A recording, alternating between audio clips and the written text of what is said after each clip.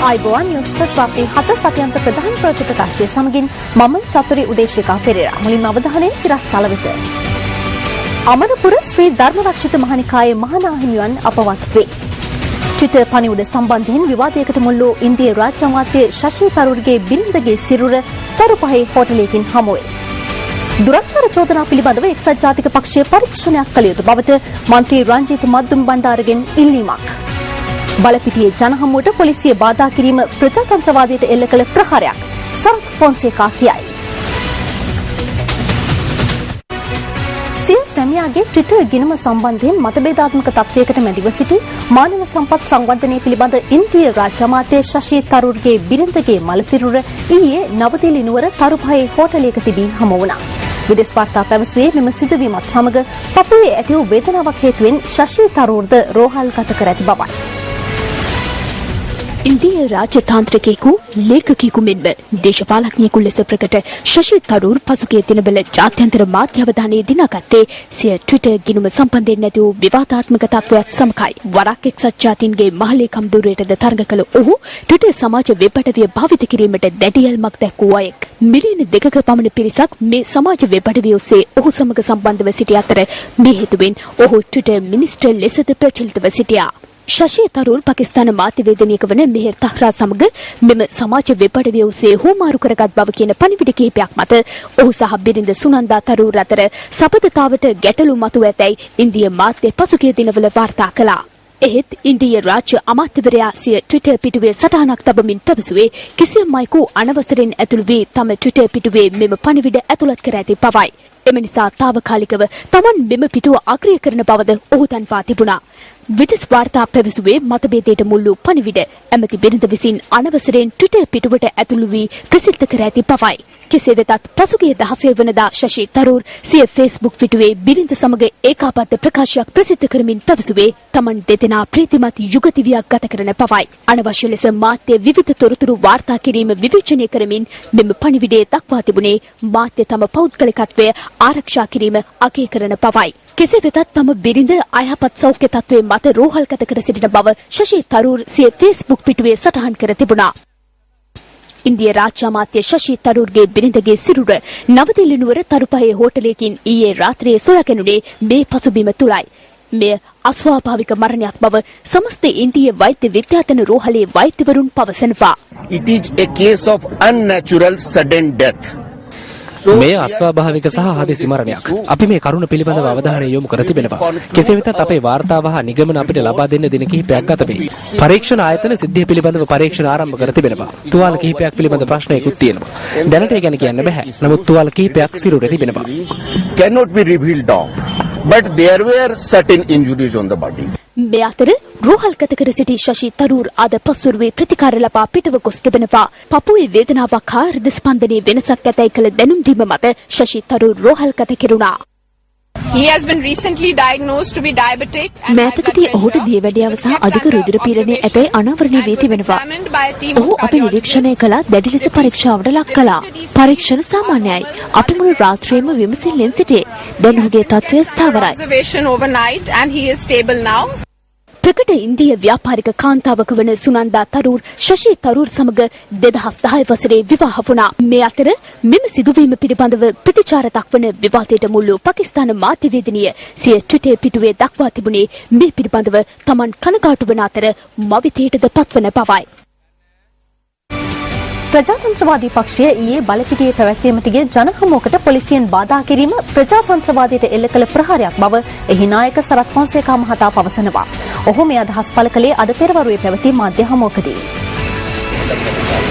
Balapitiya bus නැවතුම් පොලේ මෙම ජනහමුව පැවැත්වීමට නියමිතව තිබුණද අවසර නොලැබීම හේතුවෙන් එය පැරණි පොළ පැවති ස්ථානයේ ජංගම වේදිකාවක පැවැත්වීමට සංවිධායකින් පියවර ගත්තා. එහිදී ප්‍රජාතන්ත්‍රවාදී පක්ෂ නායක සරත් ෆොන්සේකා මහතා පිරිස ඇමතීම ආරම්භ කරද්දී පොලිස් නිලධාරීන් වේදිකාවට පැමිණ දැනුම් දුන්නේ ශබ්ද විකාශන යන්ත්‍ර භාවිත නොකරන ලෙසයි. අපි කොහොමද පක්ෂයේ අවසර දෙන ක්‍රමයක් තියෙනවා. අවශ්‍ය ක්‍රමයට අපි ලිඛිතව ඉල්ලලා තියෙනවා. ඒ ක්‍රමයට ලිඛිතව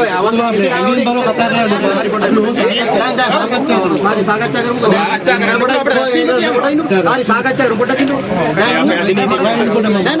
මම ඉන්න ඕනේ මම නීතිඥයෙක් මම පළාත් සභා මන්ත්‍රී කෙනෙක්. තමුන්නාන්සේට කතා කරන්න ඕන නම් කතා කරන්න. තමුන්නාන්සේට සාකච්ඡා කරන්න දැන් තමුන්නාන්සේලා කියන්නේ දැන් තමුන්නාන්සේලාගෙන් ඉල්ලුවා ලිඛිතව දුන්නේ නැහැ. එතකොට අනතුරුව පක්ෂ නායක සරත් ෆොන්සේකා මහතා සිය කතාව ආරම්භ කළා.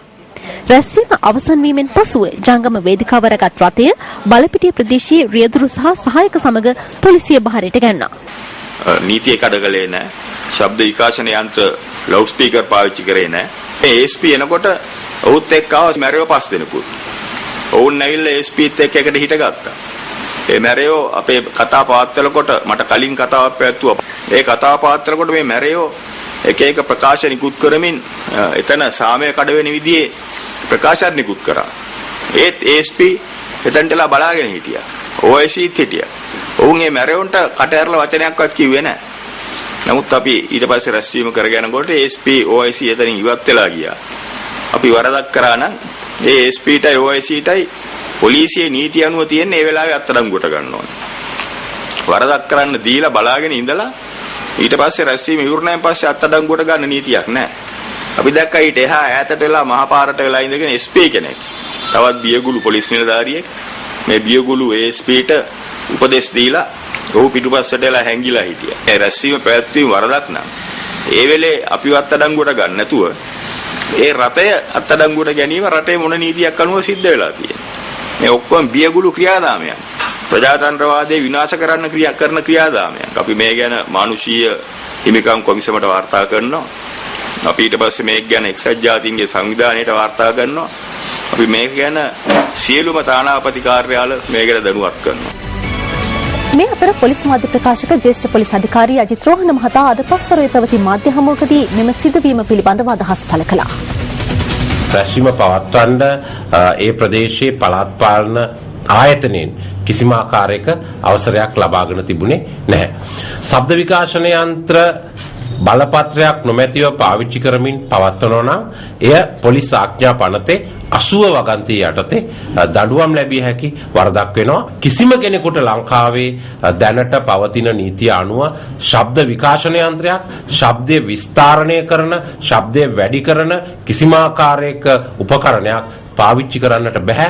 ප්‍රසිද්ධ ස්ථානයක හෝ තමන්ගේ පුද්ගලික ස්ථානයක වුවත් නියමිත බලපත්‍රයක් නොමැතිව නීතියට පටහැනිව කටයුතු කරපු නිසා තමයි මේ තත්ත්වය ඇති වුනේ. මේ අත්අඩංගුවට ගැනීම කරන්න සිද්ධුනේ. ඒ වගේ මේ වාහනේ පොලිසිය බාරයට ගන්නට සිද්ධ වුනේ.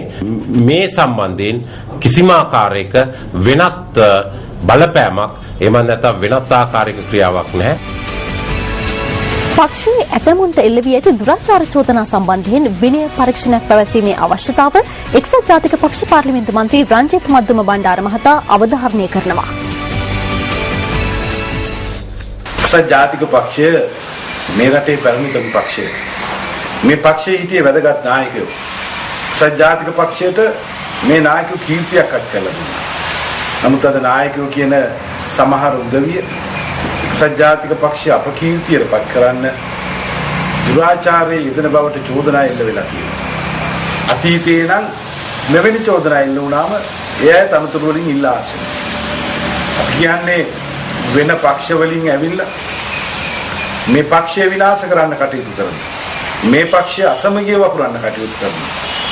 මේ අයට අද මම හිතන්නේ දුරාචාරයේ සම්බන්ධව චෝදනා එල්ල වෙලා තියෙනවා.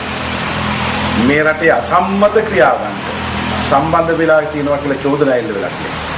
එහෙනම් මේ අය තමන්ගේ තනතුරු වලින් ඉල්ලා ආශ්‍රයයි. සජාතික පක්ෂයේ ඕන දෙයකට අපේ පක්ෂයේ මිලේ ආරක්ෂා කරන්න මිලේ පරිදි. එහෙනම් මේ අපචාර දුරාචාර සම්බන්ධ චෝදනා තියෙනවා නම් අපි කියන්නේ ඒකටත් මිලේ පරිදි.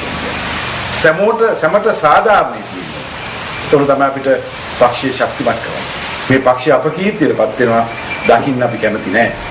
එහෙනම් මේ පක්ෂය අපකීර්තියටපත් කරන මේ අයට විරුද්ධව විනයානුකූලව කටයුතු කරන්න කියලා අපි ඉල්ලා සිටිනවා. කැලණිය ආසනයේ ශ්‍රී ලංකා නිදහස් පක්ෂ ආසන සංවිධායක ධුරය යලි අමාත්‍ය මර්වින් සිල්වා මහතාට ලබා දුනහොත් ක්‍රියාකාරී කටයුතු අත්හරින බව කැලණිය ප්‍රාදේශීය සභාවේ සභාපතිවරයා ප්‍රමුඛ මන්ත්‍රීවරුන් පිරිසක් පවසනවා. මේ අතර කැලණිය වැඩබලන ආසන සංවිධායක ප්‍රසන්න රණතුංග මහතා පැවසුවේ අමාත්‍යවරයා යලිපත් කරන්නේ නම් එය පක්ෂය වගකීමක් ඇතිව කරන කටයුත්තක් බවයි. මාදින් සිල්වා ඇමතිත් එක්ක දේශපාලනය කරන්න අපි කිසිම කෙනෙක් කැමතිත් නැහැ, කරන්නෙත් නැහැ ඒක. අපින් පල්ලෙහා ඉන්න සමාජිකයා මහා කලකිරීමකට පත් වෙලා ඉන්නේ. නැවත ව්‍යාපාරිකයා කප්පන්න දුන්නොත් රටවල් ගහන යුගයක් කැලණියට උදා කරන්න එපා. නැවත රාජ්‍ය සේවකයා බලහත්කාරයෙන් ගස්බඳින යුගයක් නිමා කරන්න එපා. මාදින් සිල්වා අමාත්‍යවරයා නැතුව ඕනෑම පුද්ගලෙක් දෙන්න අපි ඔහුත් එක්ක දේශපාලනය කරන්නම්. එහෙම නැතුව මේ අකාරුණික මිනිස්සයා නැවත කැලණිය ආසනේ දාන්න එපා කියන ආදරණීය ඉල්ලීම ඒ ඉතාමත් කම්පිත වෙච්ච හදවතින් ඉල්ලා සිටිනවා. කැලණිය ආසන සංවිධායක ධුරයට නැවත පත් කර ඇද්දැයි අමාත්‍ය මර්වින් සිල්වා මහතාගෙන් අප විමසීමක් කළා. හිරුබැස ගියත් මොන විදිහට අවර ගිරින් යලියට උදේ පායනවා නැගෙන හිරින්. කියන්නේ මෙච්චරයි. ඒ පිළිබඳව කතා කරන දවස එනවා ඉදිරියේදී එදාට කතා කරනවා. මගේ තත්වයට ගැලපෙන කෙනෙක් කතා කරොත් මම ඒවට උත්තර දෙනවා. කැබිනට් ඇමතිවරයෙක් ඇටියට ඉතින් මට ඔය කියන කෙනෙකුට උත්තර දෙන්න ඕනේ නෑනේ. පක්ෂය කැලණිය ආසනයට සංවිධායකයෙකු පත් කළ යුතුයි. මට වාචිකව ලිඛිතව තාම දැනුවත් කිරීමක් කරලා නැහැ. පක්ෂය ගන්නා තීන්දුව සාධාරණ තීන්දුවක් වෙනවා. ඒ තීන්දුවට අපි අනුව කටයුතු කරන්න වෙනවා. පක්ෂයෙන් එතුමාව පත් කරොත් ඒ පත් කරන්නේ යම්කිසි වගකීමක් ඇතුව ඒ සම්බන්ධව පක්ෂය එතුමාට අවශ්‍ය උපදෙස් ලබා දීලා ඇති. චීන නව වසර සැමරීමේ උත්සවයක් ඊයේ පස්වරුවේ බණ්ඩාරනායක අනුස්මරණ ජාත්‍යන්තර සංවර්ධන ශාලාවේදී පැවැත්වුණා. ඒ ජනාධිපතිතුමාගේ ප්‍රධානත්වයෙන්. චීන සාම්ප්‍රදායික චන්ද්‍ර දින දර්ශනයට අනුව මෙවර නව අවුරුදු උදාව යෙදී ඇත්තේ ජනවාරි මාස 31 වැනිදාටයි. එය සැමරීම වෙනුවෙන් ඊයේ පැවති උත්සවයට පැමිණි ජනාධිපතිතුමා ඇතුළු පිරිස පිළිගනු ලැබුවේ මෙරට චීන තානාපති වූ ජියන්හාවෝ මහතා විසින්. චීන නව වසර උදාව වෙනුවෙන් ජනාධිපතිතුමාගේ සුබ පැතුම් පණිවිඩය සභාවට ඉදිරිපත් කළේ ජනාධිපති ලේකම් ලලිත් වීරතුංග මහතායි. 17 January 2014. චීන ශ්‍රී ලංකා සංස්කෘතියෙන් විදහා දැක්වෙන විචිත්‍රාංග රැසකින්ද උත්සවය වර්ණවත් වුණා.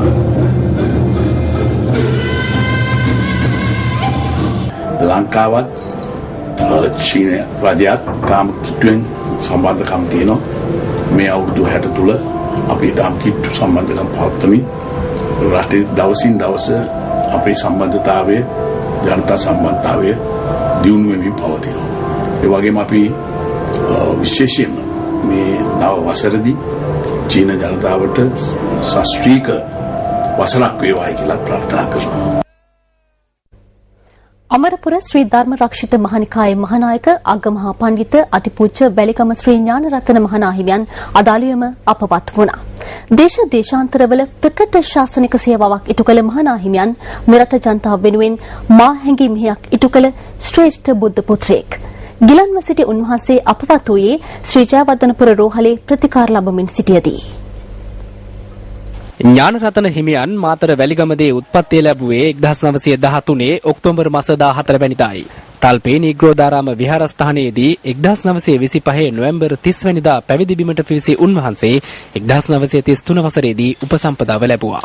අතිපූජ්‍ය මඩිහේ පඤ්ඤාසේහ මහනාහිමියන් අපවත් වීමෙන් පසු අමරපුර ශ්‍රී ධර්ම රක්ෂිත නිකායේ මහානායක ධුරයටපත් උන්වහන්සේ අමරපුර මහා සංඝ සභාවේ මහා ලේකකාධිකාරී ධුරයද ලැබුවා.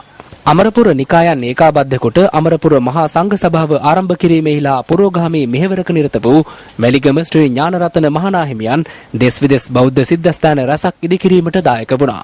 බුරුම රජයේ උන්වහන්සේට අග්ගමහා පඬිත ගෞරව නාමය පුද කළේ බුදු සසුනට ඉටු කළ සේවයට උපහාර ලෙසයි. විද්‍යාලංකාර විශ්වවිද්‍යාලයෙන් ආචාර්ය උපාධිය ලැබූ ඥානරතන මහනාහිමියන් ධර්ම ශාස්ත්‍රීය ග්‍රන්ථ 100කට අධික සංඛ්‍යාවක් රචනා කර තිබෙනවා. ලෝක ශාස්ත්‍රයෙන් මහා මෙහෙයක් සිද්ධ කිරීම සඳහා රත්මලානේ මල්ලිකාරාම මහා විහාරස්ථානය පිහිටුවුවා. මල්ලිකාරාම මහා විහාරස්ථානයේ කේන්ද්‍ර කරගෙන ගිහි පැවිදි ශිෂ්‍යයන් දහස් සංඛ්‍යාත ශිෂ්‍ය පිරිසක් බිහි කළ තිබෙනවා. ඒ වගේම බුද්ධ ශ්‍රාවක රාශියක් උන්වහන්සේගේ ඇතින් පැවිදි බව ලබලා තිබෙනවා. ලංකාවේ පමණක් විදේශීය රටවල වල පවා ධර්ම ප්‍රචාරය වැඩම කරපු නායක ස්වාමීන් වහන්සේගේ අපවත් වීම බලවත් පාඩුවක් ලෙස අපි දකිනවා. උන්වහන්සේට නිවන් සුව ලැබේවා කියලා අපි ප්‍රාර්ථනා කරනවා. අපවත් වී වදාළ අග්ගමහා පඬිත අතිපූජ්‍ය වැලිගම ශ්‍රී ඥානරතන මහානාහිමියන්ගේ ආදාහන පූජෝත්සවය ලබන බදාදා පස්වරුවේ සිදු කිරීමට නියමිතයි.